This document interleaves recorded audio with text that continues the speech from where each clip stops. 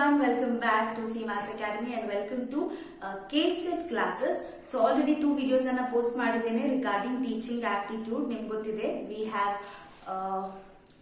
we have seen the characteristics of teaching, models of teaching, theories of teaching. So ಇದನ್ನೆಲ್ಲ ನಾವು study ಮಾಡಿದ್ದೇವಲ್ವಾ.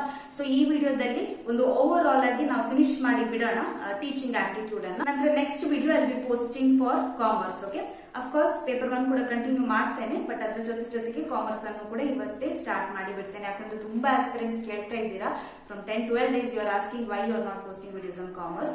So ಅದಕ್ಕೆ ಇವತ್ತೇ ಹಾಕಿ ಬಿಡ್ತೇನೆ ಕಾಮರ್ಸ್ಗೆ ಕೂಡ, ಆಯ್ತಾ. So we'll just complete with teaching aptitude.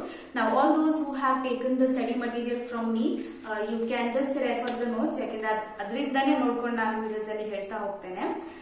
ನೋಡಿ ಇಲ್ಲಿ, after we have finished with these theories of teaching, characteristics of adult, adolescent, factors affecting teaching ಅಂತ ಒಂದು ಹಾಕಿದ್ದೇನೆ ಅಲ್ವಾ. ಸೊ ಇದನ್ನ ನೀವೇ ಓದ್ಕೊಳ್ಳಿ, just go on reading. Topics ಗೊತ್ತಿದ್ರೆ ಸಾಕು, ಮೇನ್ ಪಾಯಿಂಟ್ಸ್ ಏನಿದೆ ಅದು ಗೊತ್ತಿದ್ರೆ ಸಾಕು. ನಾವು teacher centred versus learner centred method ಅಂತ ಒಂದು ಕಾಲಮ್ ಅಲ್ಲಿ ಹಾಕಿದ್ದೇನಲ್ವಾ ಇದು. ಓಕೆ, ನಾವು what is this teacher centred and learner centred?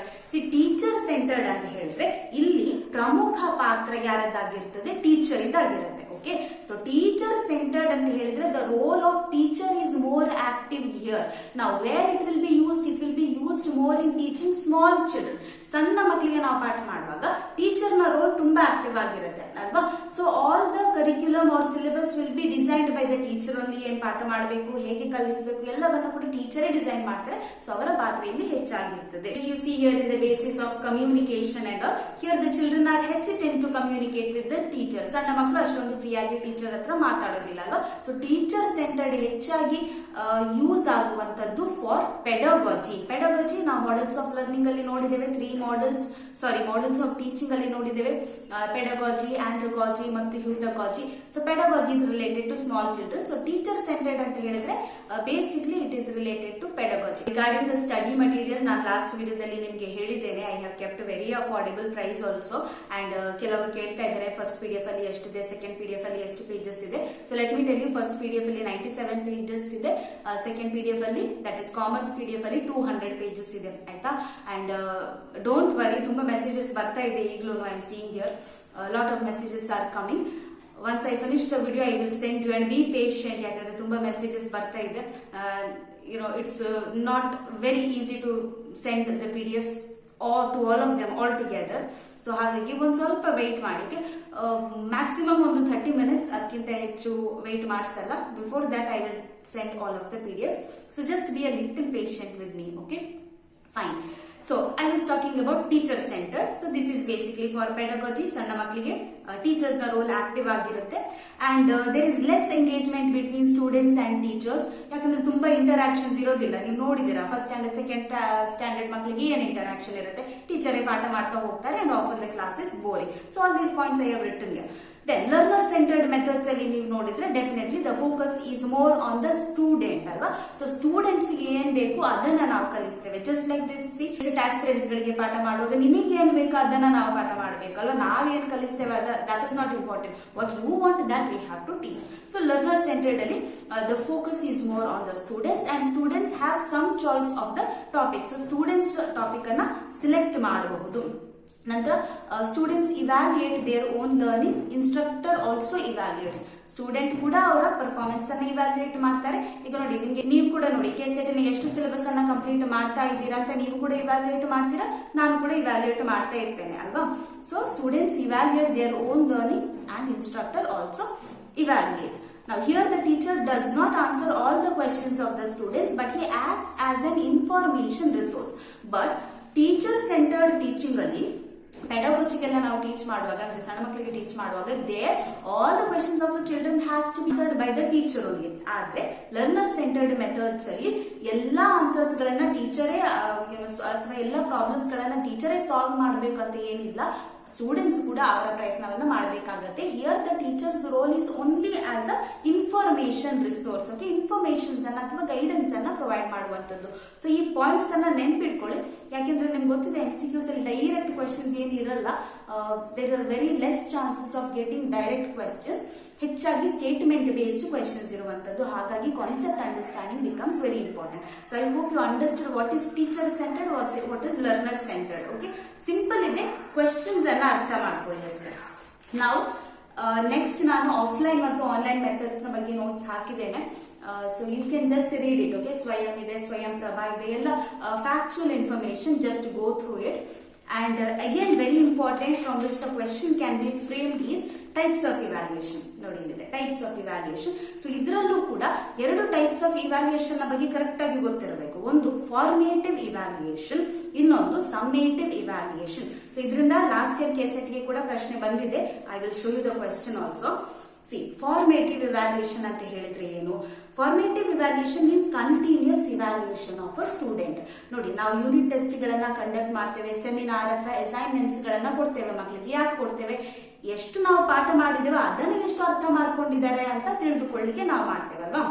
So that is called formative evaluation, which is done continuously throughout the year to check the performance of the students, not at the end but in between. ಮಧ್ಯದಲ್ಲಿ ನಾವು conduct ಮಾಡುವಂತ unit test ಗಳಿರಬಹುದು, class test ಗಳಿರಬಹುದು, seminars ಗಳು, ಇವೆಲ್ಲವೂ ಕೂಡ formative evaluation ಅಲ್ಲಿ ಬರುತ್ತೆ. Now coming to summative evaluation. Summative evaluation ಅಂತ ಹೇಳಿದ್ರೆ, ಸಮ್ಮೇಟಿವ್ ಅಂತ ಹೇಳಿದ್ರೆ ಸಮ್ಮರಿ ಅಲ್ವಾ. ಸೊ ಹಾಗೆ ನೆನಪಲ್ಲಿ ಇಟ್ಕೊಳ್ಳಿ.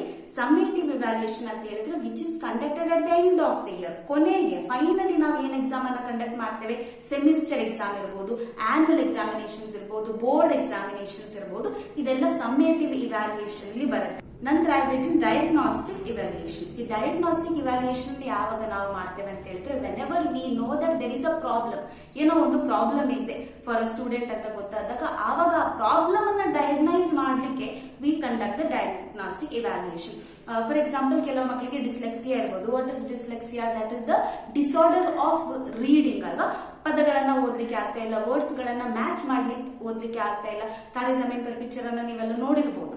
ಸೊ ಅಲ್ಲಿ ಆ ಮಗುವಿಗೆ ಅದೇ ಪ್ರಾಬ್ಲಮ್ ಇರುವಂತದ್ದು, dyslexia, that is a reading disorder. So ಇಂತಹ ಪ್ರಾಬ್ಲಮ್ಸ್ ಗಳನ್ನ ಡಯಾಗ್ನೈಸ್ ಮಾಡ್ಲಿಕ್ಕೆ ನಮಗೆ ಡಯಾಗ್ನಾಸ್ಟಿಕ್ ಇವ್ಯಾಲ್ಯೂಯೇಷನ್ ಬೇಕಾಗುತ್ತೆ.